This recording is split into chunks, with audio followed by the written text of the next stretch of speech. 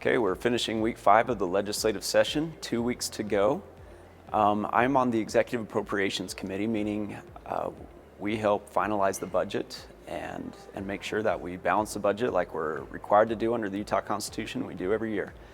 So earlier this week, we heard reports from the sub-appropriation committees and their recommendations, and we will work on finalizing that with the EAC chairs over the next, probably another week. It'll get pretty close to finalized, and then the last week we'll fine-tune it.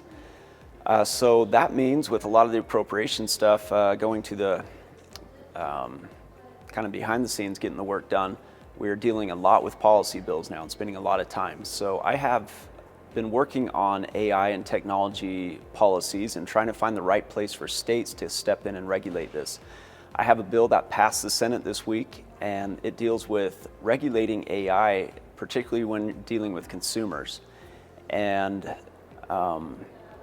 ensuring that consumers know when they're dealing with AI in particularly regulated industries, like if you're dealing with an AI chatbot for mental health issues or financial services, that the consumer should know that you're dealing with AI.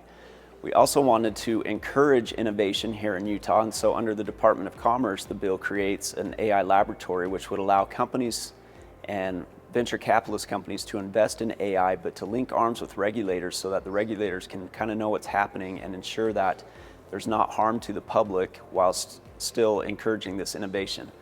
So because of the work that we do, and we tend in Utah to be on the cutting edge of technology and legislation, we actually had an international group that came in, and I met with them. We had policymakers from Argentina, Austria, Bahrain, Haiti, Jordan, Netherlands, Nigeria, Sri Lanka, and met with them and talked about what Utah is doing, and they're going to take some of that and implement it back in what they're doing. So that bill's passed the Senate. I've also been on a working group this past year dealing with criminal justice reform. I've heard a lot from the public and law enforcement that there's a feeling like the criminal justice system isn't exactly working the way it's intended to. And 8 years ago, we ran the Justice Reinvestment Initiative, and I think the principles of that are good, but we're trying to ensure that people who pose an actual threat to the public are properly locked up in jail or incarcerated, but those that just need rehabilitation, that the resources are there to actually rehabilitate them and integrate them back into society. And so I've been working with all the stakeholders from Department of Corrections, law enforcement, prosecutors, defenders, Board of Pardons and Paroles, adult probation and parole, and trying to find a bill that will move the state in the direction that we hope that it does. And so that bill will be hitting the Senate floor here pretty quick.